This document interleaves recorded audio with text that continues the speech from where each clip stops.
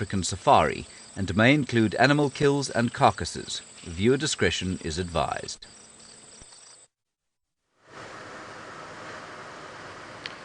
It's an early morning in Africa and we're waiting for the sun to rise. We are looking for animals. Welcome. This is Safari Live. Ready.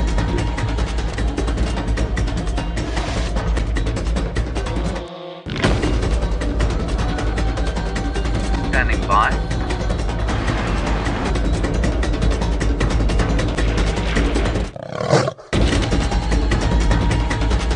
Five, 4, 3, 2, 1. You are live, you are live.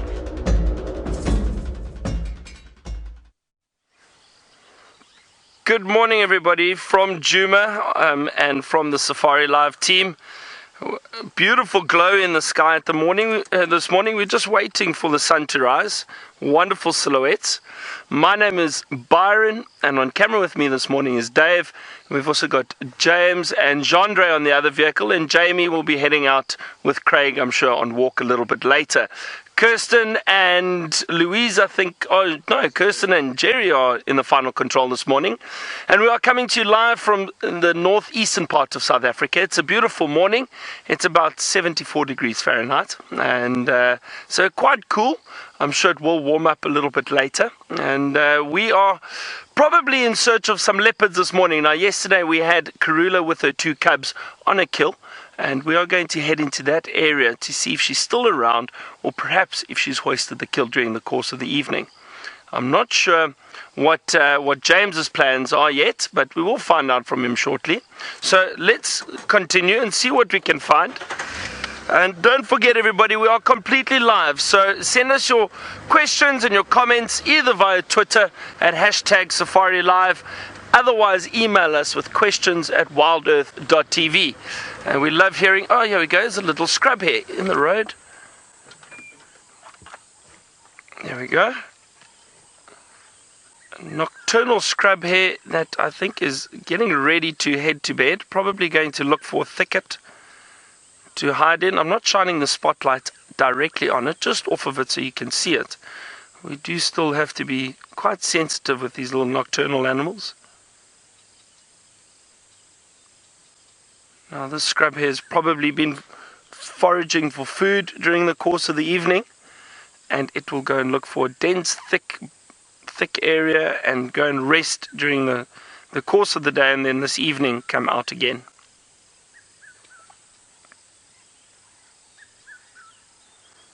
Beautiful red-chested cuckoo calling in the background.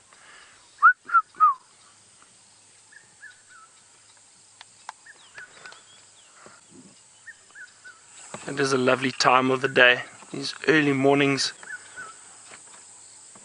while we wait for the sun to rise. It's great, really, really great. And yesterday we had such a wonderful drive. James had elephant on foot, Jamie had hippo and lions, we saw leopards and had an incredible sunset. Really was just an overall fantastic sunset safari for us yesterday. We all thoroughly enjoyed it, and I hope you did too.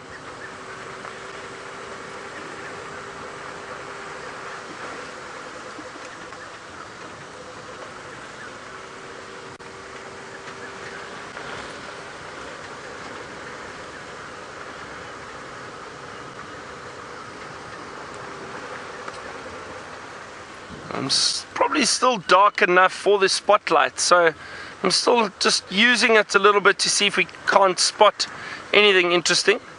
You never know, maybe a chameleon or something. While I continue my search, James is itching to say good morning to you. Let's head over to him now and see what his plans are.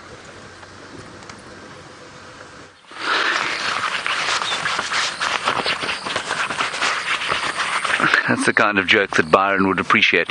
My name is James Henry. Good morning, and you're most welcome here on this end of the Sunrise Safari.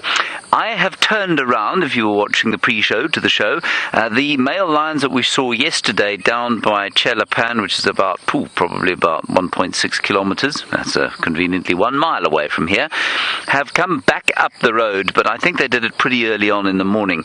On top of those tracks, what looks to me very fresh female leopard tracks going down this way. I'm pretty sure that Karula must be with her youngsters and the kill, which Byron is going to now, so that will tell. I think this could well be Shadow on a bit of a patrol. So we're going to see if we can't find them. Herbert and Jamie are going to be out fairly soon as well, and probably a better place to follow these leopard tracks. So we'll try and get hold of them and tell them what's going on. Hashtag Safari Live is how you talk to us during the course of the drive. You can also email us, questions at WildEarthTV. Gendre is on camera. It's 4 hours in a row now that I've been working with Chandra. Right, on we go.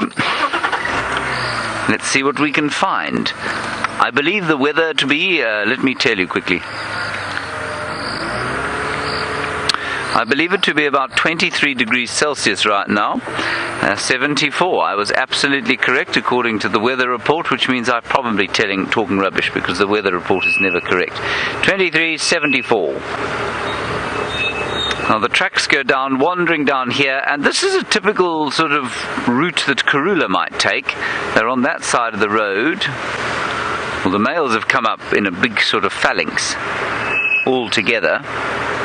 And I don't know where the leopard went from here. I first spotted her track somewhere around here. And I think what we'll probably do is just head down Zoe's road and see if they don't pop out there. I know that many of you, including John especially, have been keeping an eye on the dam cam for the course of the evening. And I don't think a leopard pitched up there. Just keep an eye out, because these leopard tracks look pretty fresh to me. So if it is perhaps Karula on a patrol, she would definitely go past the dam. She almost always goes between a landowner's house and the camp to the dam, and then she wanders off from there. So just keep an eye out there. She might pitch up. I don't see the leopard tracks here. There is a gorgeous sunrise burgeoning, and as Byron became quite emotional during the sunset yesterday, and who can blame him, it was absolutely stunning. I'm wondering if he's going to do the same today. Let me just quickly get us into a position where we can see it. And some Impala. We'll let the sun rise behind these Impala, Chandra. If you could frame for that, that would be wonderful. You see, I'm so artistic.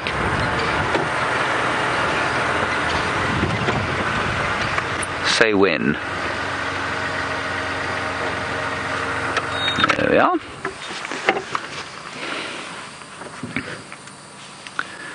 Gorgeous.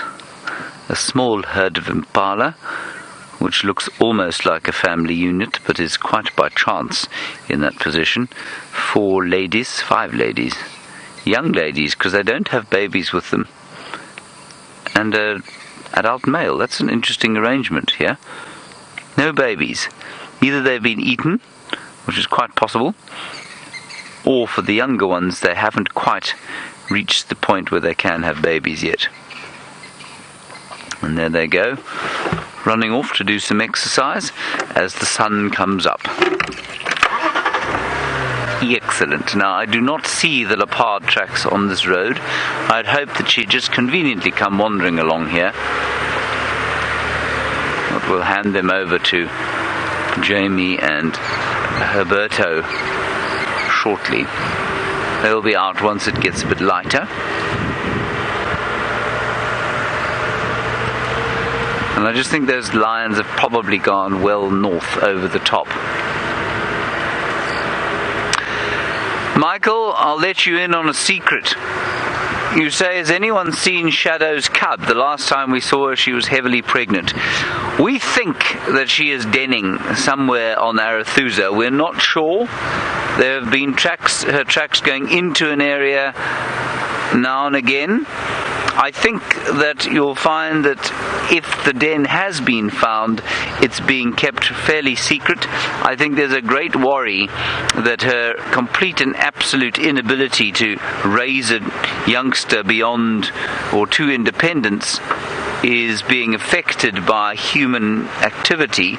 She's come along this road. Hooray! No, she hasn't. That's a hyena.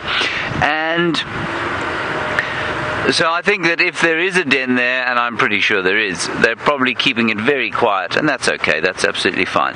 So as and when there is a development and Arathusa decides that it's time to announce that she does have a den or that she has a cub, well, then they will do that, and that's perfectly fine and up to them, and that's their prerogative. But certainly I think she could have had a cub by now. We're pretty sure that she has. We just don't know where it is, and we're obviously not going to push for information there because we're having... Yeah, she has come along here. We're having a wonderful time... We're having a wonderful time with Karula and her youngsters, and we will certainly keep you posted. Now, Rondry, just next to this termiten mound, a duiker has run away. It was just standing there, thinking we hadn't seen it, and that's the problem with these things. Of course, as soon as you do see them, they know that you've seen them, and then they go away. You can just see it there. Ah. What a wonderful sighting of a little duiker. I wonder if he was standing there when Shadow wandered past here. She looks a little bit like perhaps she did. She looks quite nervous, Gendre. It could, of course, be Gendre's haircut that she's nervous of. We're certainly all very nervous of it in the camp.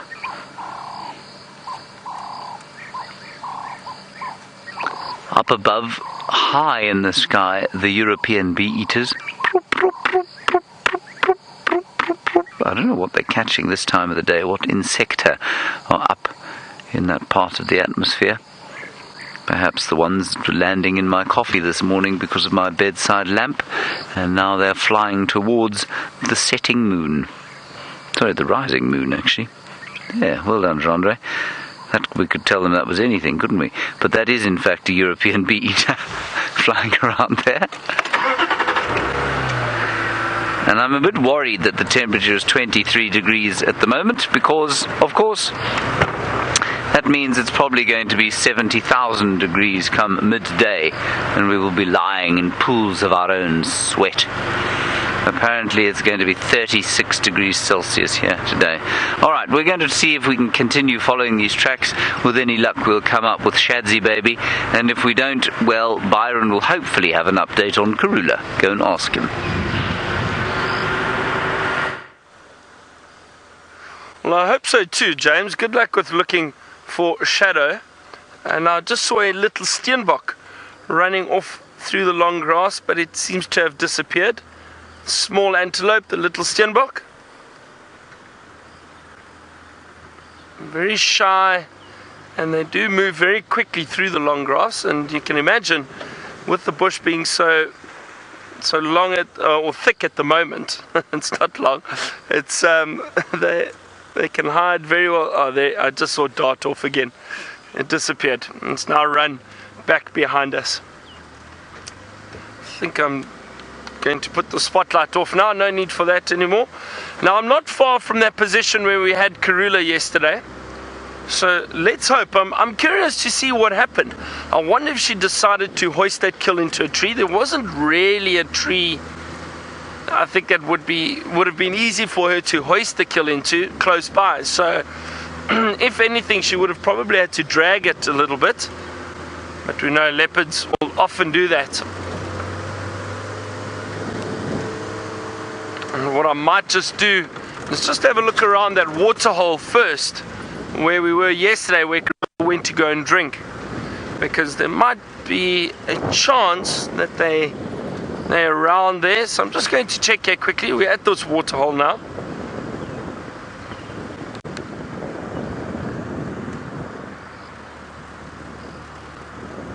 Let's have a look here first.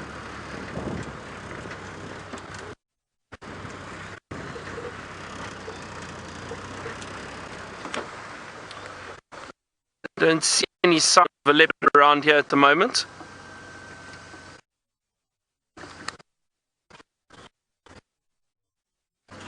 But I'm sure a few times. So predators in general, when they are feeding on carcasses, they do tend to get quite thirsty, and they will go to water if it's close by. Otherwise, they'll wait until the carcass is finished, and then they'll go and look for water. Because the blood in that from a carcass is salty, so they would need some water fairly soon afterwards.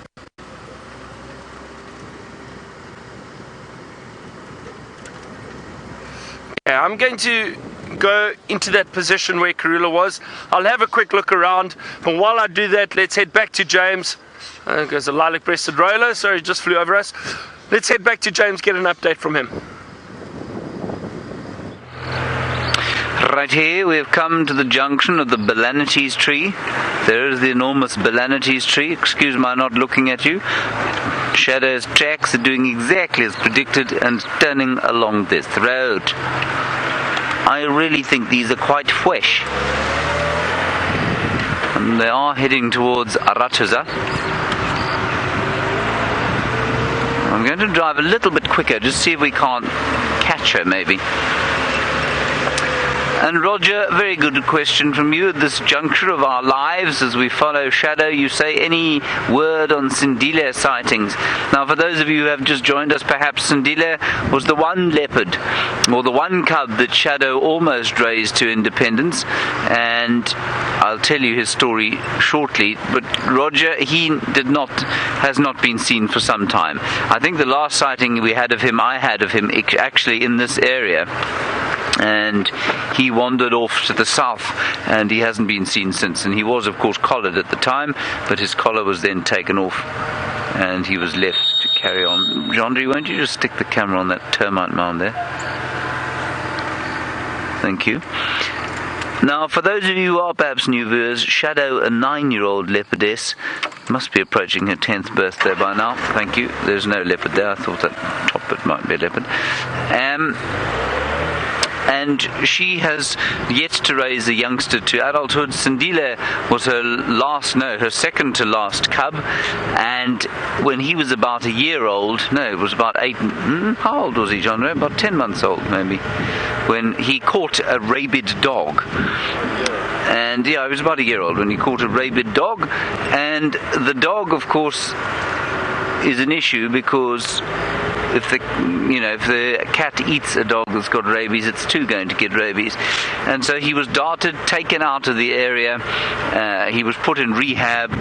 He spent 8 months in rehab, came back, and he was released out into the wild as an 18-month-old leopard, but older than that, almost 20-month-old leopard.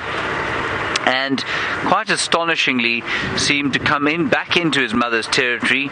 He met her a few times, she definitely recognized him, and then she didn't seem very pleased to see him, and then he walked off. He spent a bit of time here, then he roamed wider and wider, and then he disappeared. And we hope that he is forging his way as a little male leopard, but interestingly, quite possibly the only reason he is still alive is because he was taken out of the system and put in rehab.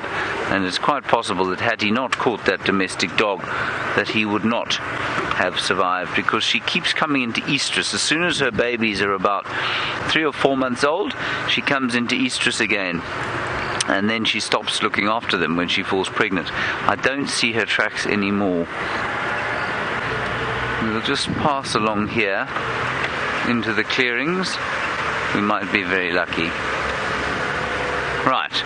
It is with some relief that I tell you that Byron Schmechter has managed to find himself Karula in a tree.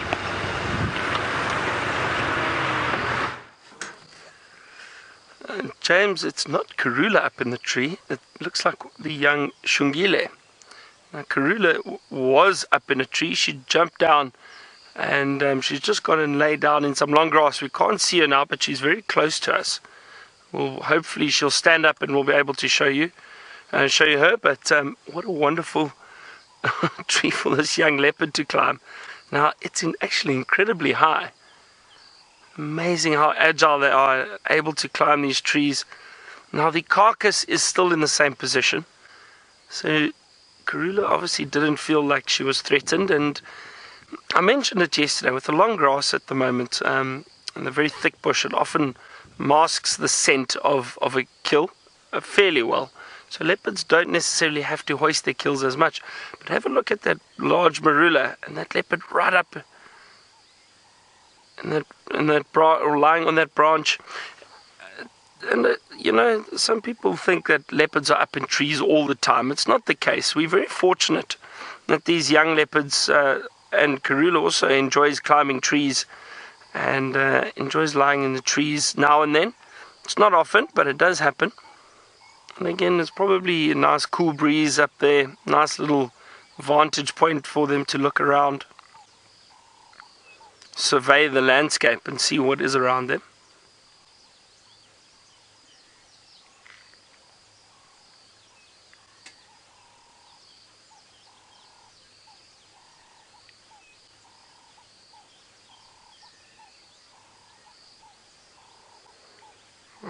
Cressy, I'm not sure. It's very difficult to say where leopard's favorite place is during the course of the evening.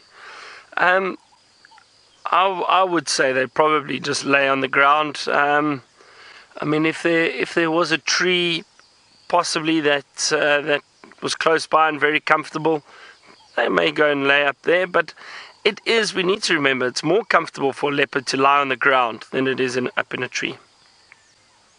So I would say probably just in a little thicket. If they're not hunting, of course. But remember, leopards are generally quite active at night, and they do enjoy hunting under the cover of darkness. It's a little bit easier for them to stalk their prey. So if they're not hunting, like these leopards wouldn't have been, because they've got to kill, so they probably would have just lay in the long grass and rested.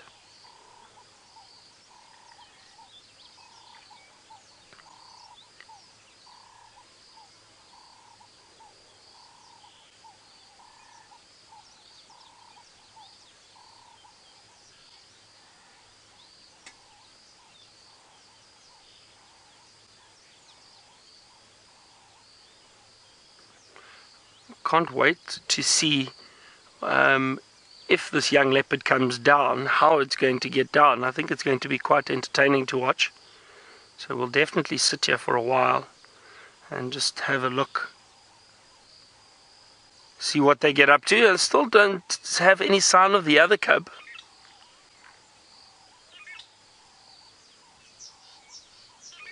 And I'm sure, and I think it's a young Hosanna. I'm sure he's around somewhere.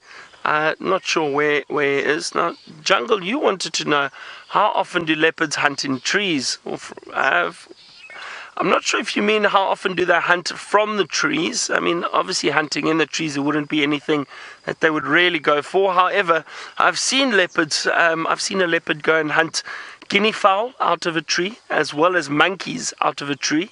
But that again is not something you see very, very often. I've only seen that once or twice.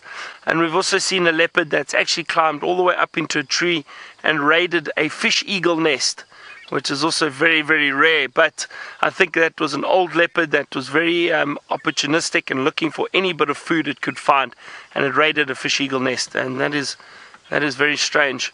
Strange behavior. Now, Karula's lying in the long grass there. But now, Jungle, the leopards don't really hunt from the trees.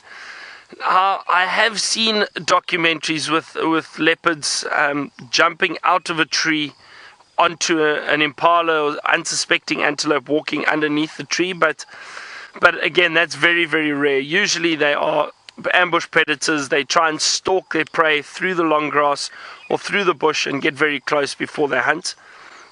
So I wouldn't say that it never happens, but it's very, very, I think it's quite rare for it to happen. Oh, there we go. Here's the young male. Speak of the devil. Look at that.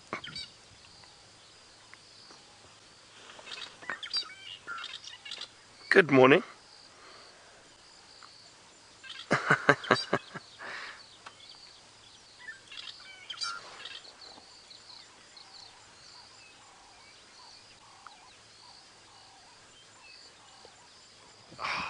so great. He's so close to us. I'm just going to keep my voice down a little bit and see what he does.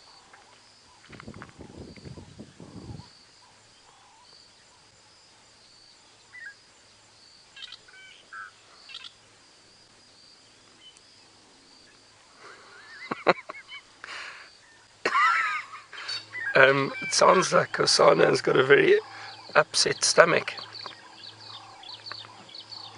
Possibly too much Impala last night.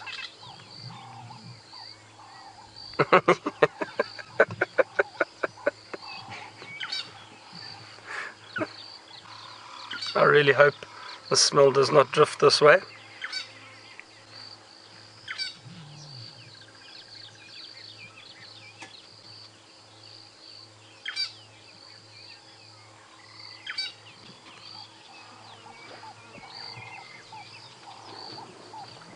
I'm curious to see what he's going to do. If he's going to decide to climb up into a tree or... Wow. There he is. Look at that. It's just at the top of the tree. A little bit higher. There he goes. Look at that.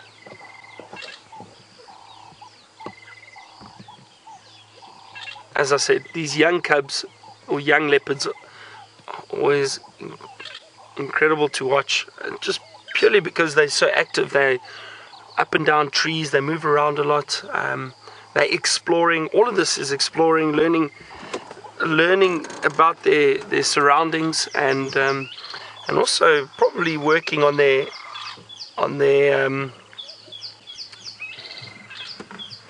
climbing skills, and you know, just how agile they can be in the trees.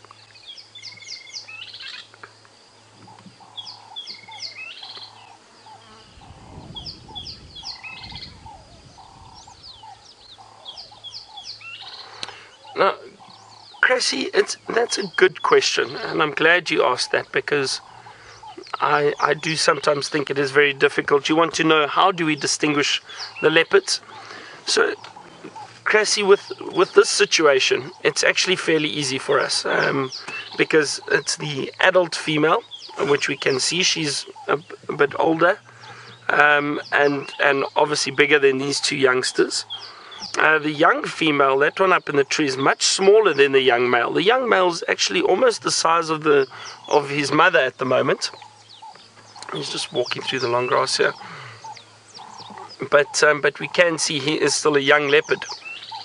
So this is the only female leopard in the area at the moment with two young cubs this age that are about a year old. So it makes it easier to then distinguish them from other leopards. The other thing, Crass, is with us viewing these animals fairly regularly, you get to see spot patterns above the whiskers, and that I do think you need to have a very, very close look, and it does take time to be able to identify them. He's busy stalking his mother at the moment. Let's see if he decides to pounce on her. But Cressy, I do think it is difficult, and I'm always hesitant just to shout out a name when we do find a leopard. I always want to make sure it is that specific leopard, because sometimes I think people do get it wrong. Actually, I know for a fact people get it wrong on occasion. And we sometimes assume that it's a leopard that we see regularly when it might not necessarily be. You really do have to look very, very carefully at certain distinguishing markings if you are trying to identify leopards. And that's why, you know, sometimes I say this, I prefer not identifying the leopards. It's just beautiful and wonderful to see a leopard. But again, when we are viewing them like we are on Safari Live and we're seeing them fairly regularly, then it is nice to know which leopards are moving through the area. A lot of flies around at the moment.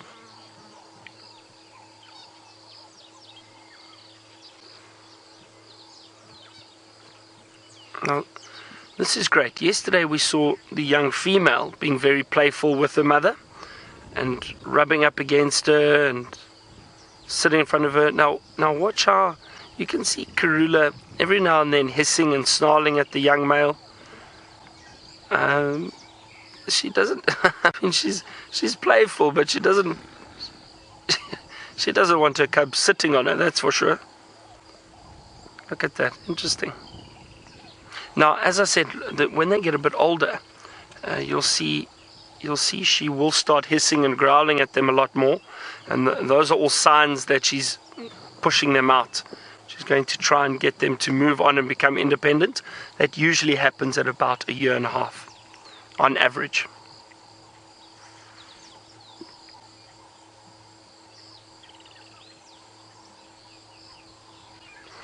Okay, I'm going to sit here for quite some time with these leopards, see what they get up to.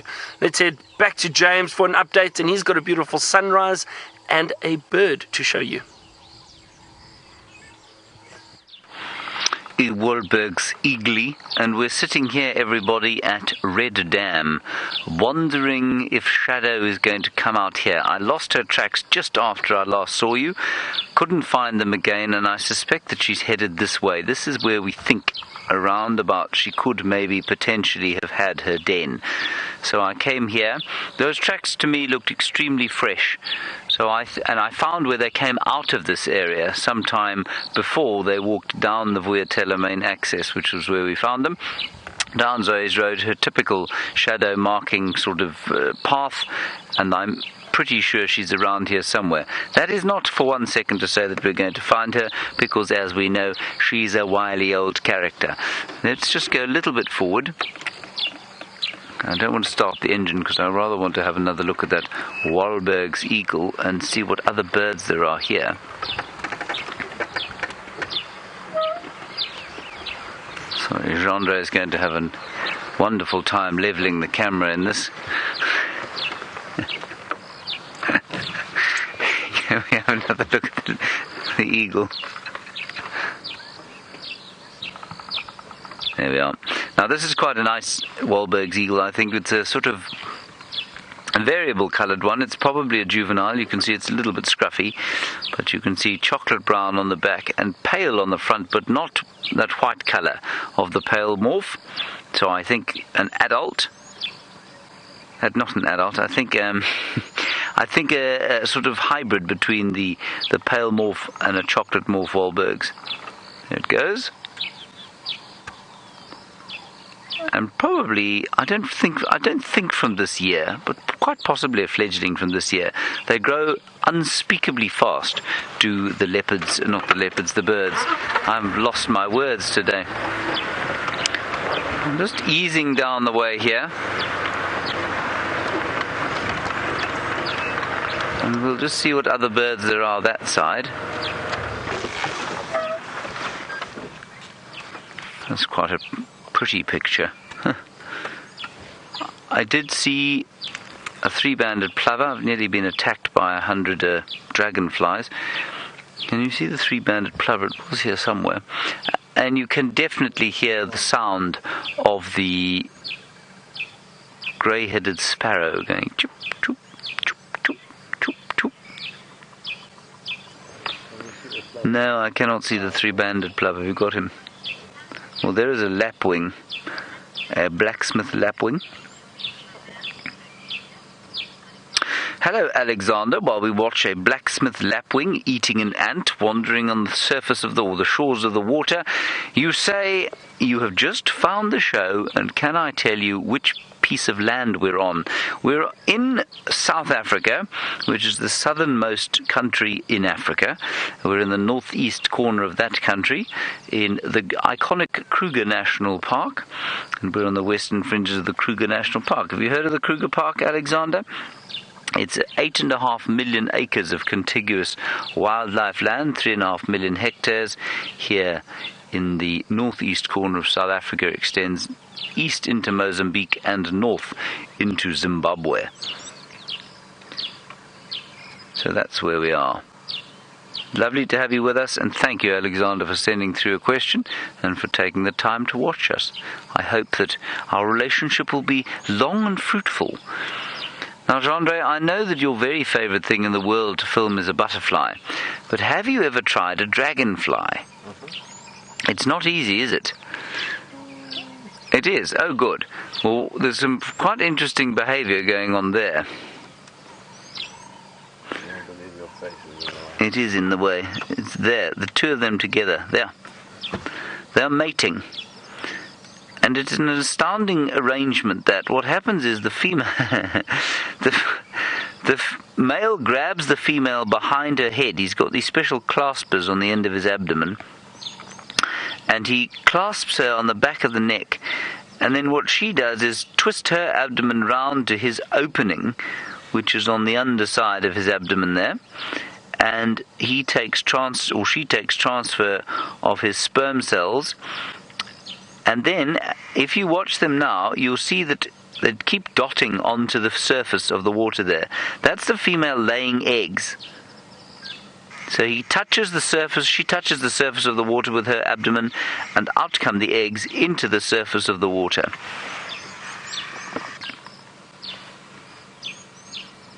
So all that process is taking place in the air. Isn't that astounding?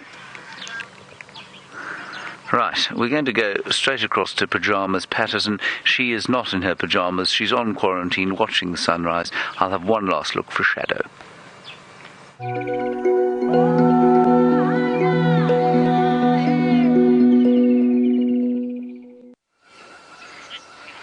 And a very good morning to all of you, and welcome to this beautiful sunrise safari. And James is absolutely correct. I'm not in my pajamas.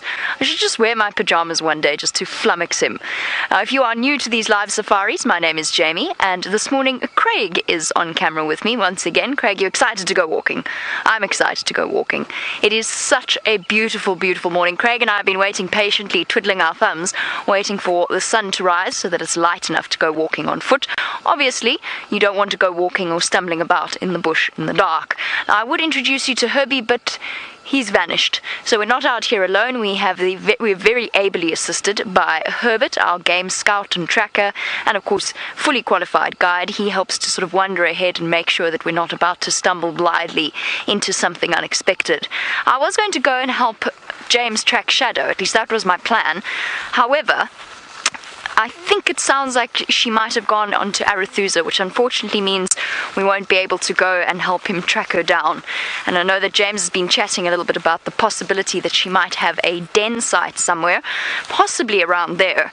Unfortunately, I don't think we're going to be following her there, in which case we're just going to go for a stroll through the bush. Unfortunately, on the stroll through the bush, I've been very silly. I forgot, and it's summer, and the grass is long, and I forgot to put insect repellent on. So I'm going to have to do a really thorough scrubbing down afterwards, otherwise I'm going to find myself host to all sorts of little pepper ticks. Oh, baboon spider. Big baboon spider. Unfortunately, just a baboon spider hole. But this is one of my absolute hands-down favourite spiders that live in these holes.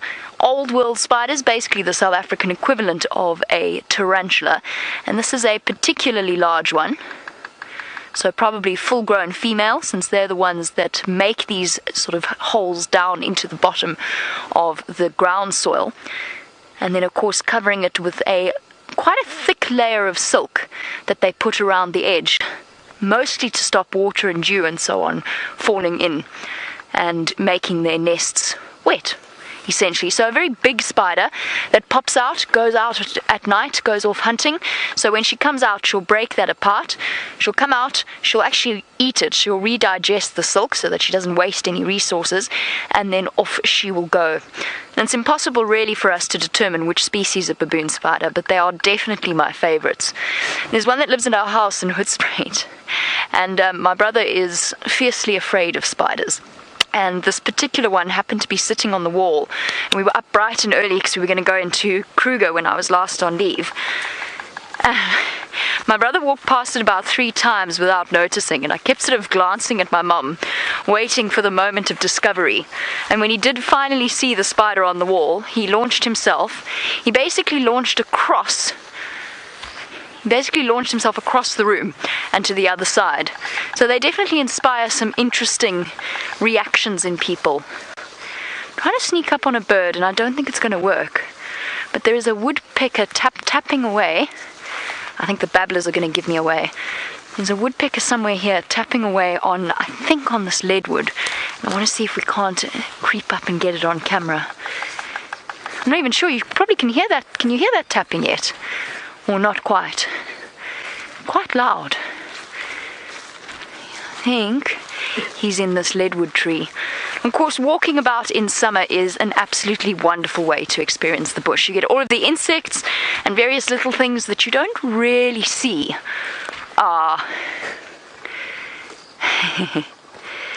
Done without skill, that. Because I think it just flew away. Just waiting to see if it taps again.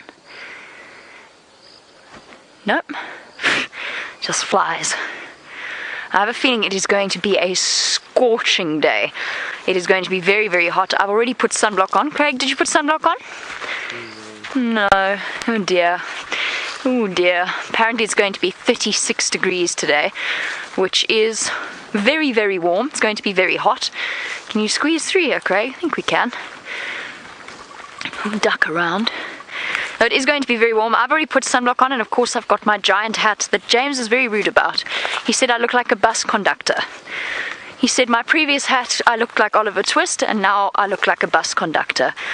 I'm not entirely sure. I'll take his word for it and go off in search once again of a... Oh, come here. Look here. Sorry, Craig. Didn't mean to be quite so commanding. Look who's hiding there. I haven't seen a zebra in ages, and there's a whole herd of them. Hello, zebbies. Sorry, guys, if I'd known you were there, I wouldn't have come crashing through. There they go. Cool. Whoopsie. One's panicked. You can hear them racing off. There's a little foal. And there goes the whole herd, led somewhat unusually by the stallion. Usually he walks behind them. Oh, there he is. Haha. I was going to say, don't understand why the last one there was a mare, but there we go. There's the stallion. And he's actually going to probably stop and stare at us while the rest of his herd moves off. Make sure that we're not threatening or trying to attack from the rear. And zebra stallions are unbelievably defensive of their herds, which is actually wonderful to see.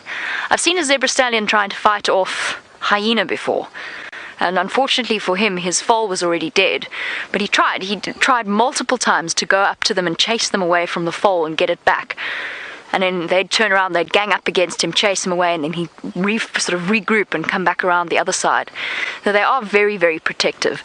I mean, obviously they're responding in that way to us because we're on foot, and all for our new viewers, all animals, when they see a human being's bipedal form, so our upright walking form, they take that as a threat. They've got years and years of evolution telling them that we are an apex predator out here.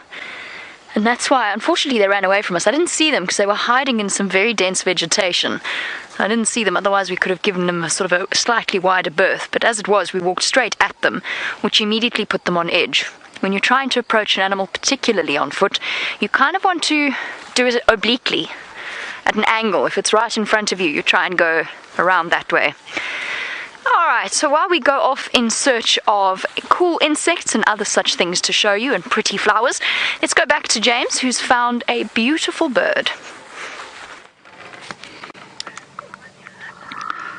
It is a beautiful bird. It is the black-bellied bustard, champagne bird. And what I would like to address at this stage is the markings on the back of its head. And it and its relatively close relative, the red-crested Korhaan, have got that sort of snake-like design on the back of their heads, and I'm sure it's for situations precisely as it finds itself in now, walking through the long summer grass. And I imagine if you were a predator that might want to eat a black-bellied bustard, you might think, if you gave it just a glance, that that was a sort of maybe an Egyptian cobra flying through the grass. That was very cool to see. See if he comes out. He. I think it's a he. Oh, that's wonderful. Watch out, Chandra. It seems to be about to charge us. Don't be afraid, see? Be brave.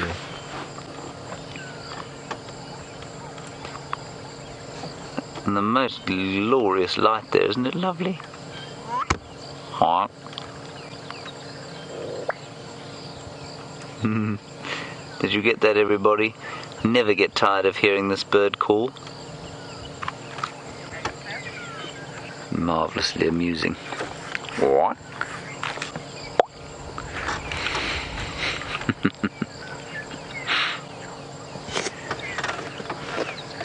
It is a very beautiful morning, and I think it's going to be an absolute cooker, Mr. Bustard.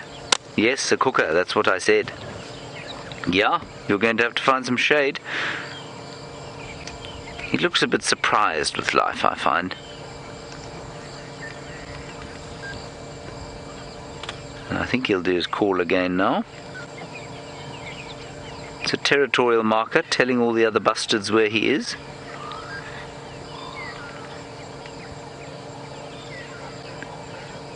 Look. Strange coloration. And largely evolved, of course, to attract the opposite sex. There it goes.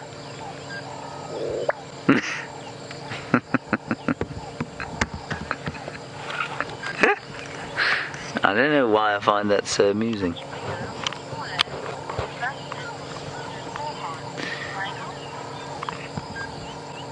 Michael, you're wondering about the size of the Bustard compared with the Korhaan. I can tell you that this thing is bigger, but I'm going to just quickly check on the exact sizes. So this thing, probably from the tip of its beak to the end of its tail, is about, I would say, 2 feet, and I'd say the Korhaan probably about 1.5 feet. Let me go to me field guide. Korhaan, southern black. No, it's a black bellied. 1 second, everybody, I'll get there eventually. This one is 62 centimeters, so exactly 2 feet long. I can't believe I got that right. I'm most impressed with myself. Yes, and the red crested, exactly 1.5 feet, 50 centimeters. So that's exactly what it is. 50 centimeters for the red crested, and this one is 2 feet long from the tip of its beak to the end of its tail.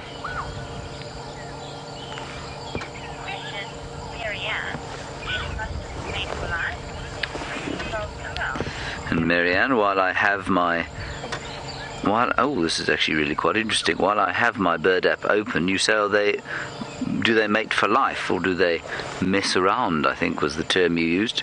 Maybe that's just what I heard in my head. They are, in fact, spread themselves around. The females do. They're polygynous. And what that means is that the females can have multiple male partners, and I really love this discussion because it cannot happen with mammals. That cannot be the situation with mammals, but it can be the situation with birds. Let me just move forward and so we can see it again, and there are a few birds that adopt this strategy, and it's a very clever strategy. Can you still see it, John Dree?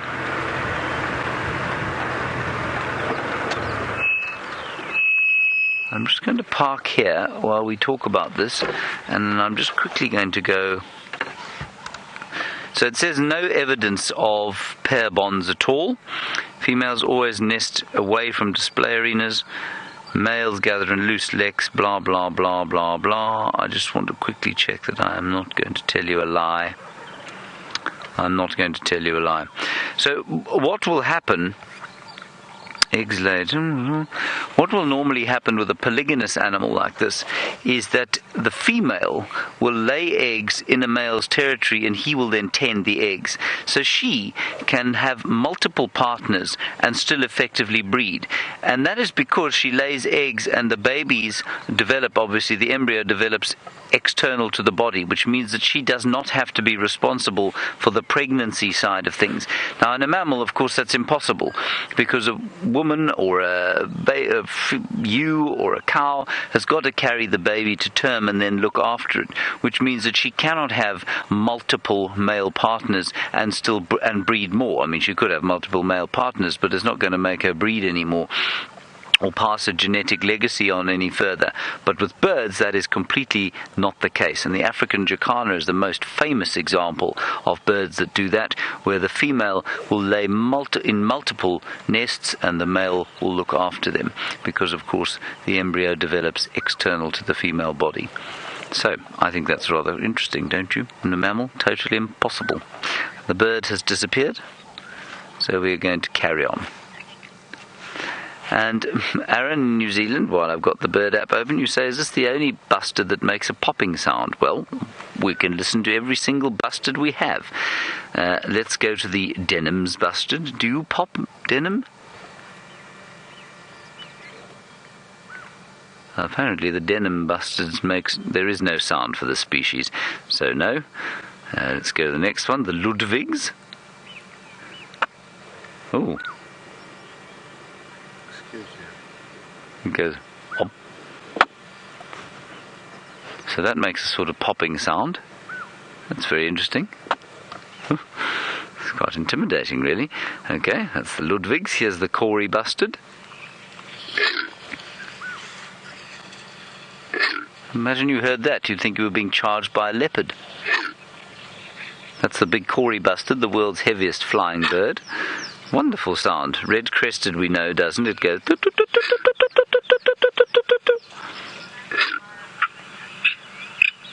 Yeah, so that's the northern black Korhaan, which is closely related but isn't quite the same. Right, so yes, quite a lot of popping and growling that the bustards do. We're going to carry on here. We're on Arathusa, and I think we're going to turn back towards Djuma. While we do that, Byron is still with Hosanna. Here we go.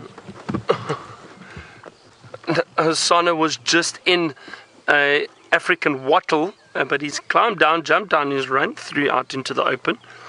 I wonder if he's going to go back to his mother.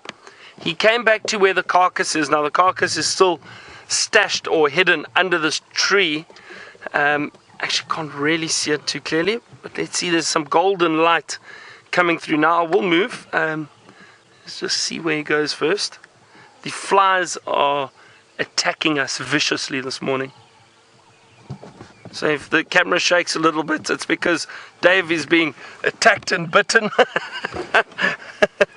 It's not easy. It's not easy in Africa. As I always say, Africa is not for sissies.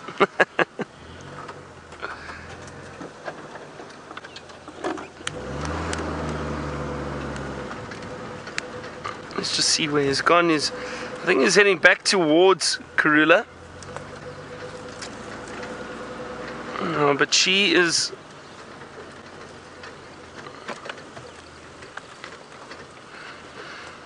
Kathy, all the way from Tennessee, good morning or good evening to you, rather. Now, Kathy, you want to know at what age do leopards start scent marking? Now, let's just have a look here. Yeah, they are straight ahead in front of us. Look how he's stalking his mother. Now, Kathy, from what I've seen, male leopards would probably start scent marking and trying to be or setting up territory from about 4 or 5 years old. I've seen a young male start scent marking from that age already, which is actually quite early, I think, for a male. Females probably a little bit sooner, yeah. So 3 to 4 years old, they kind of start setting up little territories for themselves. But we need to remember what happens. And in this situation too, Karula would probably give up a portion of her territory for the young Shungile, the young female. And what happens is the young female cubs then try and extend their territory out, but a portion of their mother's territory will be given to them. It's different for the young males. The young males will be nomadic until they are able to set up their own territories, because, for example, this young male would not be able to set up a territory here because this is Tingana's territory, the big male or dominant male leopard, who we think is possibly the father of this leopard. or these leopards. So he would not tolerate a young male setting up territory within his territory. He may tolerate him being around for a while, and I've seen it many times before. Big dominant male leopards do tolerate their offspring up until a certain point, and then eventually they do push them out. So it does depend. But if it wasn't their offspring, he wouldn't tolerate a young male leopard at all. If it was another young male that moved into the area looking to set up territory, if he was young and not big enough and strong enough to challenge him, there's not a chance he would let him stay in the area. I'm just trying to have a look. I think the young Shungile is still up in the tree. She hasn't moved. Yeah, just through the gap, Dave, through that back marula, you can still see her straight ahead, yeah. Keep going a little bit left, you'll see the rosettes through there. There we go.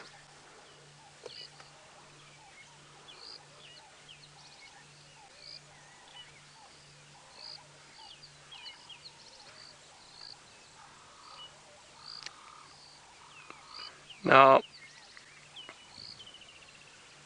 as I mentioned, these flies have been attacking us, and I told James that I once heard, and I think it was from a local, if I remember correctly, that the leaves of the ivy grape, if you rub them on your body, apparently it repels the flies. Now, I'm going to look around for ivy grape, and I think I've spotted some. So I might try steal a little leaf or two and hand them over to Dave, and I'll try it too, and we'll see if it works. We'll see if it works.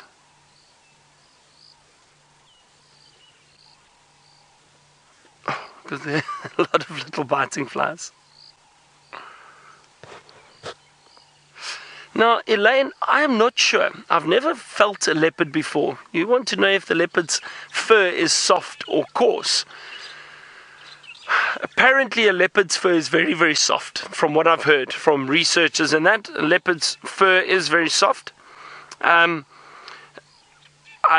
I said, I've never touched it. I have felt lion and cheetah before, and that's also been with researchers, and their fur is very coarse. You'd think a cheetah's soft, but a cheetah has very coarse hair, but apparently the leopard's, it is very soft. Now I'm just going to try reposition slightly for us, just so you can see Karula and Asana a little bit better.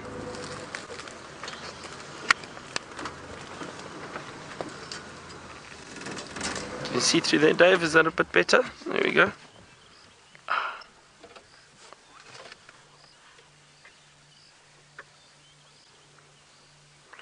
The popping sound of the black-bellied bustard. I think James was hearing it too earlier. A lot of them in this northern Sabi Sand section.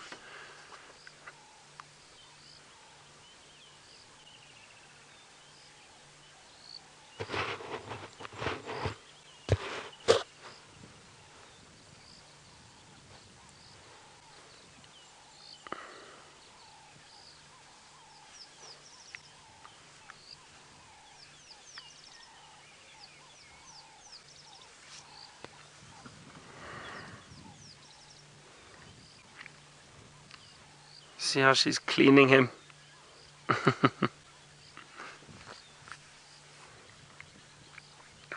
It's almost like a real young boy not wanting to be cleaned by his mother. Oh, he's so playful this morning. He's exploring every little tree he possibly can. Now that's a pushed over combretum, it looks like. Bush willow, and not a great tree to climb, but again testing his agility, seeing if he is able to climb very well.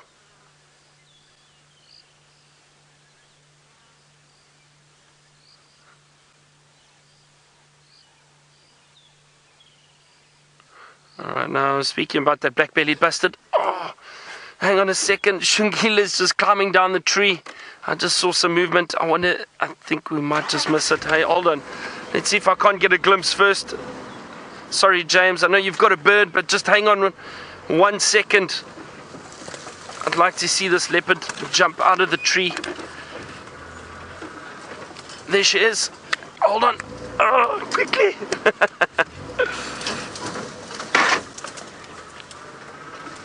Have a look at that. There we go. There we go.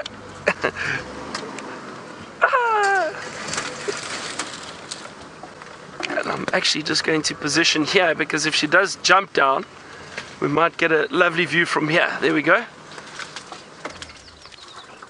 Look at that. Now, she's very high off the ground. So let's just see what she does. I think all the movement from her sibling and from her mother has got her curious.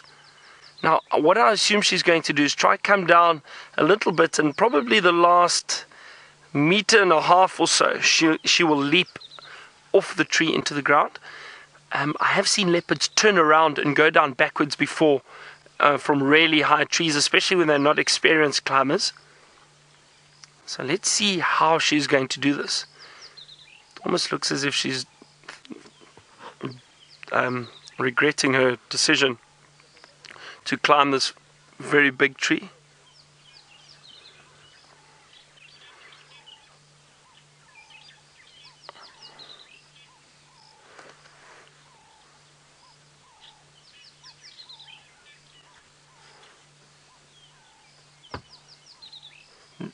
That is a lovely, lovely pose from this young leopard. James is probably going to shout at me. He had a bird to show you, but I think let's stick with this leopard for a while. Watch, because this is interesting behavior, and I know a lot of you want to know. Watch. There we go. Exactly. See that last 1.5 meters, just a little leap off into the ground, onto the ground. But wonderful.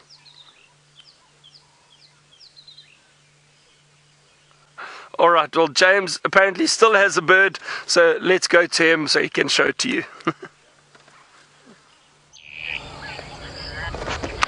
We do have a bird, everybody. It is the rattling cisticola, and it is a very patient rattling cisticola that waited very patiently for Byron to finally link across to us. Thank you, Byron, for your magnanimous link to us. I know that you have a leopard, and that is more important than anything else in the universe, but we have a rattling cisticola, and it's actually not a bad thing that we had to sit here and wait, because it's shouting at something. And I initially thought maybe it was a predator of some sort, but I actually think what's going on here is a territorial display. It's sitting so high up and so exposed, and that tells me that it's probably a male trying to show how big and tough he is. And so I think he's marking his territory. You hear him there? That's why he's called a rattling cisticola. Every time he goes bleh, it's supposed to sound like a baby's rattle. Another strange foible of the ornithologists.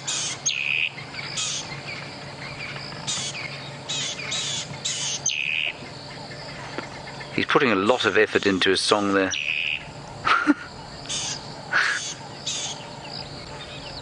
Isn't that wonderful?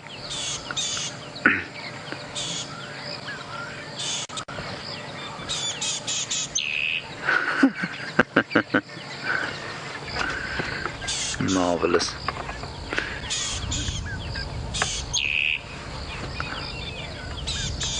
Now, the rattling cisticola, obviously an insect-eating bird, a ubiquitous fellow around here. He's always around. Oh, there he goes. Chandra, why didn't you track him?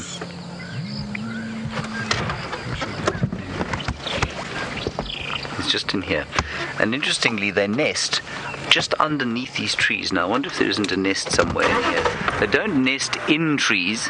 They nest pretty much on the ground, about that far off the ground, underneath sort of thick bush like this. Now, I wonder if that particular one don't have a nest somewhere in here. There it is.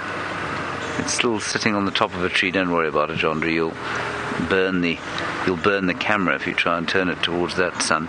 Okay, we're going to leave that irritated rattling cisticola and just drive very slowly along here and see if there isn't some predator that it was looking at. Jamie has got footprints that she would very much like to share with you.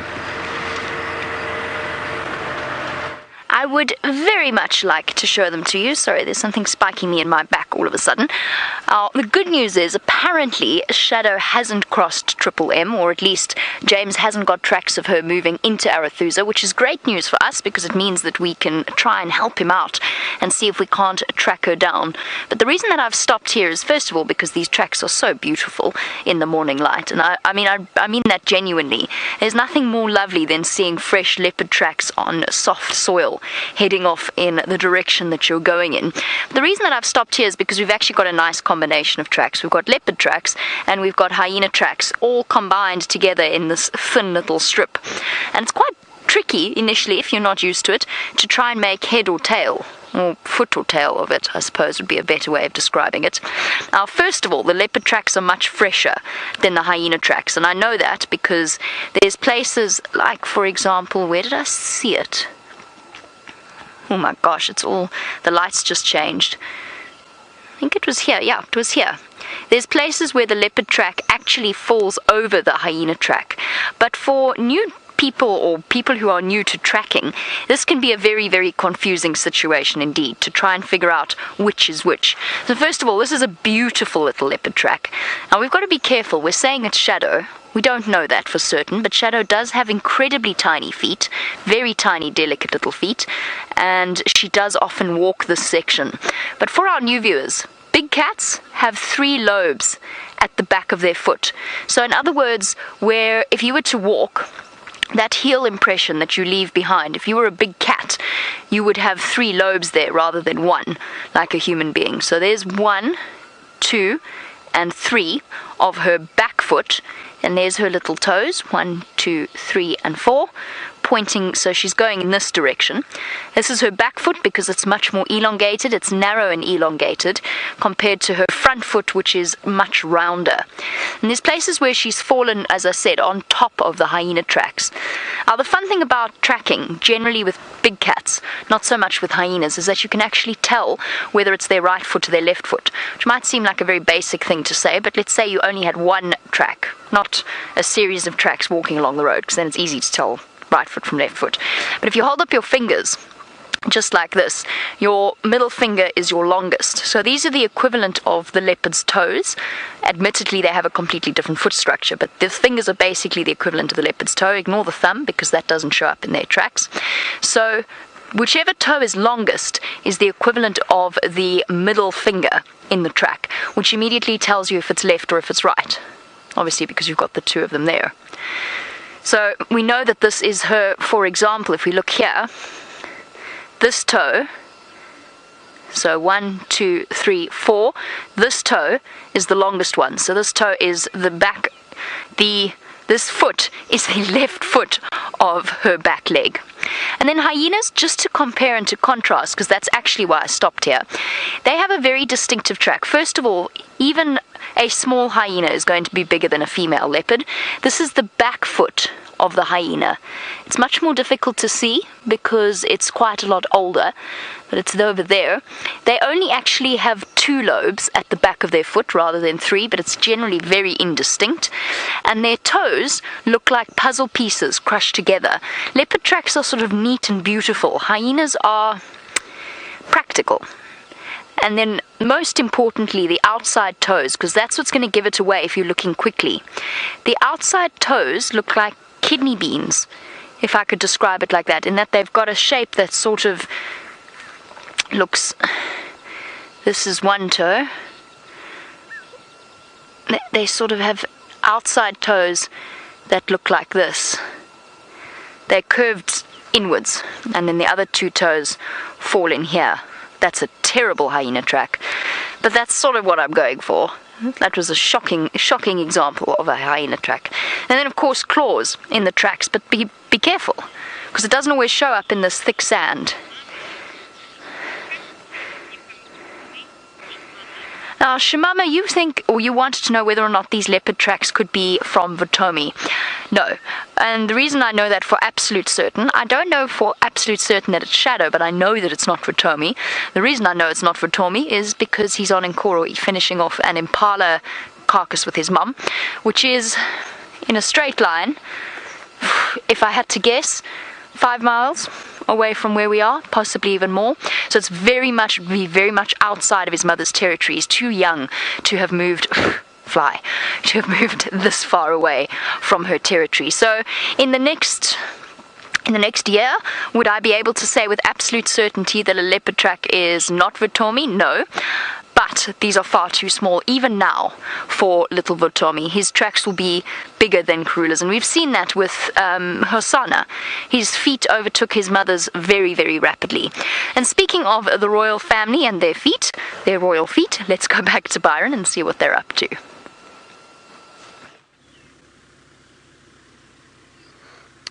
Now they're all moving around through the long grass. One or two of them are lying down. It's a bit tricky to see them at the moment.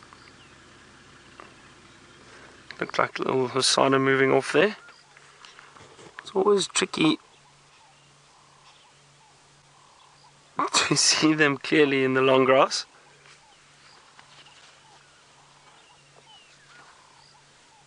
We had such a lovely view of them this morning, a great interaction, and to see young Shungile climb out of the tree like that. I'm so glad you got to see that. We almost missed it.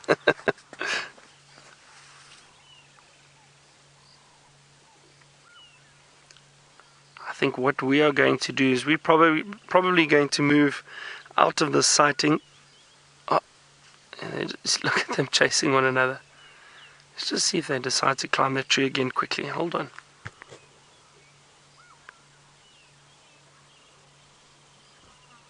Those are the two young cubs. See, they're very, very playful. And they do often interact with one another. That interaction will also generally start fading away the older they get. They won't be as interested in playing around with one another, but look at that, they're stalking and pouncing on one another, and all of that is learning, which is good. It's important for these young leopards. But I think we've had such a lovely view of them, and I just think that what we'll do is probably give some other people a chance to come and view these leopards. So let's carry on. We're not far from Chitwa Dam, so I'm going to head down there and see maybe if we get some hippo, maybe a crocodile or two out of the water. That would be great. But what a fantastic start to the morning. A really wonderful sighting.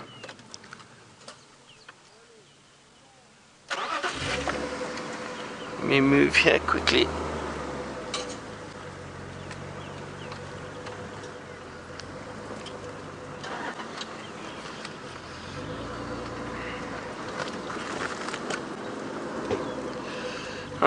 Lauren, good question. You want to know how does a male leopard know that the cubs are his? Now, usually, Lauren, it's all by scent. The leopard's sense organs are so acute that can tell, firstly, whether or not a female is in estrus, so they know when the mating, or when it's good to mate or a good time to mate with that female. But also they will be able to tell if the offspring is theirs purely by the scent, and usually they recognize that they mated with the female. So, but I think it's got to do with scent, and I think from recognizing the female, then they should tolerate the young cubs. Now, I've just found some ivy grape for us. Let's see if it works, Dave. So this is the ivy grape, Cissus cornifolia. So this is the tree, or little bush rather, that I've heard helps repel flies. Dave, there we go. So let me show you what we need to do here. Now you need to take the leaves, break them a little bit, and then rub the whatever little juice you get out of the leaves around your face.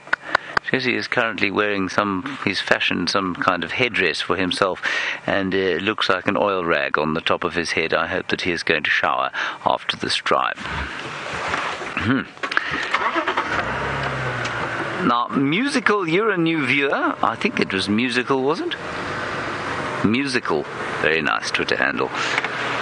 Musical, you're wondering about if we played that bird a call or a video of the call, would it react? Well, it just so happens, Musical, that I can play that. You can do that very experiment. The video won't make any difference because I can't see it, but we'll play the call and we'll see if it calls back again. So this is off my phone. It's not very loud.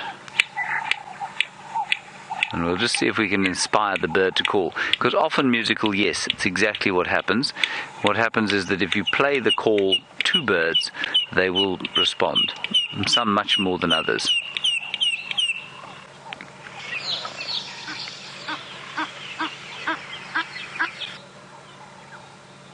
So, no, this particular bird doesn't react to the played or recorded call. Many birds will.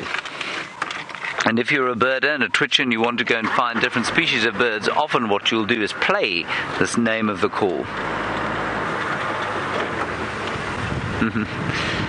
And Siberia Zumi, you say you can hear this Korhaan all the way from the camera at the dam. Is that right, Siberia? I am going to suspect very strongly that it's a different Korhaan because we are a very long way from the Djuma dam. But yes, the call does travel, and it's designed to travel, of course. Right, let's see what else we can find around here. We've come back onto Djuma. We've given up on Shadow, I'm afraid. Oh, and Dan, you're interested in the aerial display of the Korhaan. It's difficult for me to display it. You say, can I demonstrate it? Given the fact that I'm unable to fly, that is going to be quite difficult for me. I can explain it to you, though, Dan. That bird is called the suicide bird, for those of you who don't know. And what it does is that it leaps up into the air, flies up almost vertically, so it gets a bit of momentum, then it flies up vertically, and then it sort of flips over backwards and folds its wings and plummets to the ground, opening its wings just before it hits the ground and does itself an injury. And that is a sort of territorial display, and we think that its territory extends in a cone out from the apex of the flight. But the interesting thing apparently is that young birds who do that display sometimes don't open their wings in time and end up with a fairly nasty concussion, which I think is quite funny. I bet they don't think it's funny at all. Alrighty, we're going to continue down here towards Treehouse Dam. Pajamas would like to give you an update. I'm not sure if she's found those lion tracks. It sounded like she was talking about lions on the radio.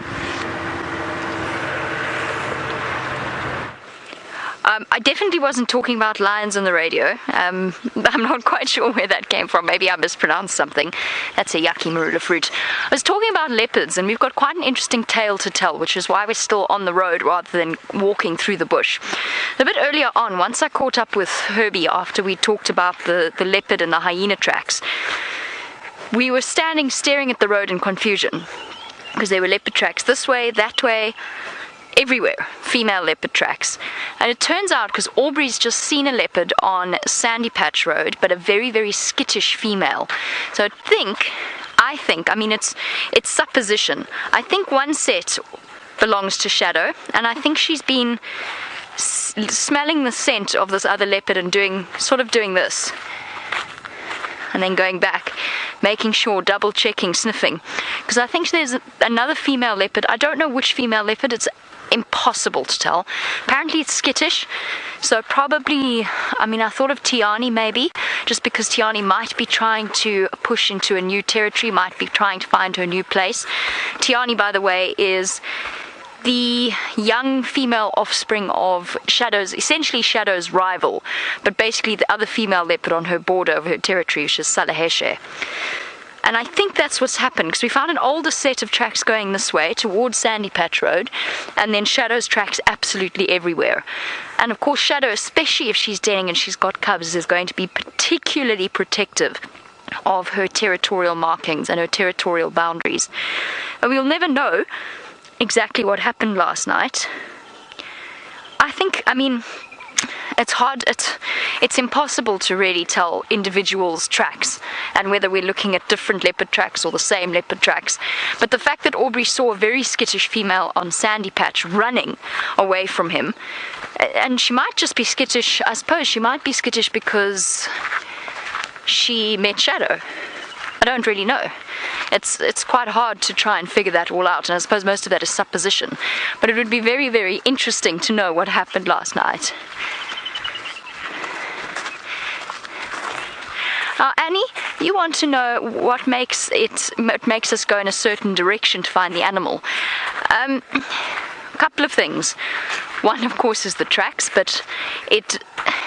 and two is getting to know the animals. So to explain what I mean by that, whilst they don't have a set pattern that they walk, they very often use the same pathways. So if Tingana comes in from the south, he often walks a specific pathway to get to the north, or if he comes in from the east, he often walks a specific pathway to get to the west. So once we've been here a while and we started to get an idea of the lay of the land, then you build up a picture in your head of what the animals are going to be doing and where they're going to be going. And that's sort of what, I mean, a lot of the time, it's quite a bit of the time, it's luck.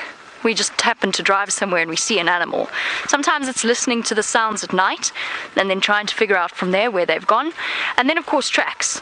If you've got tracks in the road and they point you in a specific direction, that helps. And sometimes you can take shortcuts. So very soon, Shadow's going to go off this road, I'm going to guess. Can still see her tracks. She's going to go straight, I would guess, towards Bellied, because that's what she does. And that's what we're going to try and figure out from now.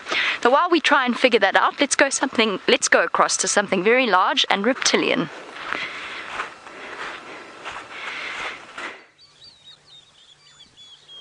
We had a crocodile, Jamie, but the crocodile has gone underwater now.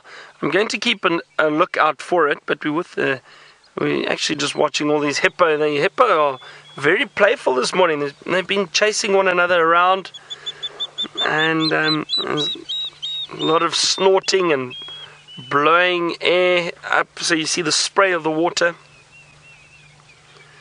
Well, the crocodile has disappeared. Every now and then I see the odd bubble. So we might get to see it shortly. But something really beautiful that I'd like to show you that I've only seen here once before, but I'm assuming we get these birds here a lot. So if we have a look off to this very green section of water to my left. Now go straight in, Dave, where that shadow is. And just behind, in the top right hand side of the screen, there we go, a green-backed heron, and it's fishing. Look at that. That's why it is in that area. It's probably just trying to catch little fish. Wonderful, beautiful green-backed heron.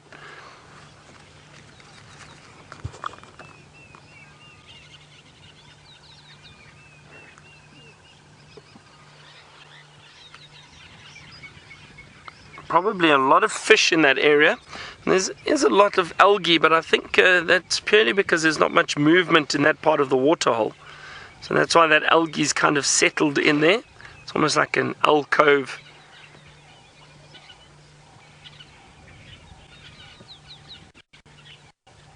A lot of bird life around. There's actually, you know what, if we start from there, let's start from there. There's the crocodile, there we go. Stuck his head out. I wonder if he's going to come and bask on the bank for a little while. That would be interesting. Nice to see him get out the water. Let's see.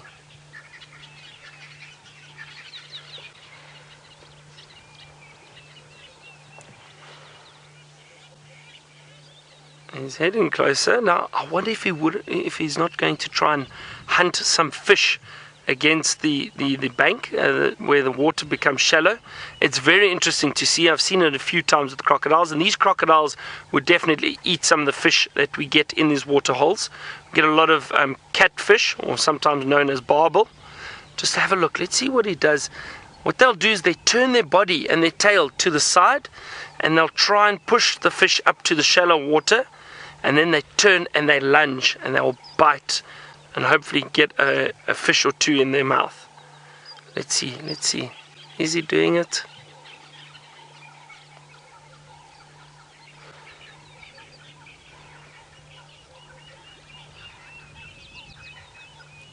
Looks like quite a large crocodile. Come on. It is amazing to see them do it, but you don't see it that often.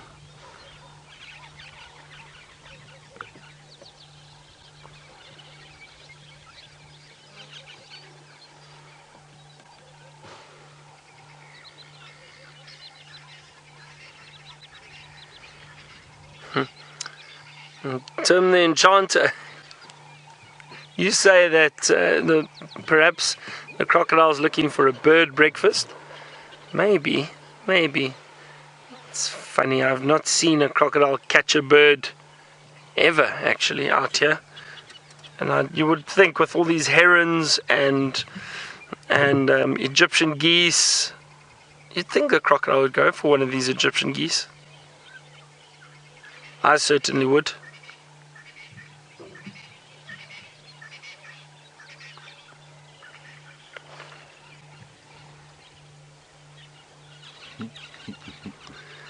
Safari Dean, you asked, what do I think my chances of surviving are if I had to swim across the water?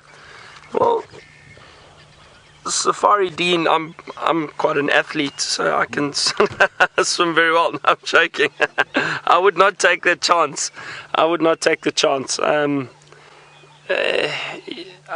If anything, I think I would. Now James says I should do it. Obviously James says I should do it. James would be lucky because I don't think any of these animals would like to attack James. He looks a bit chewy, I think. Chewy and wiry. Very wiry. I think they'd be worried about him getting stuck in their teeth or leaving a bad taste in their mouth.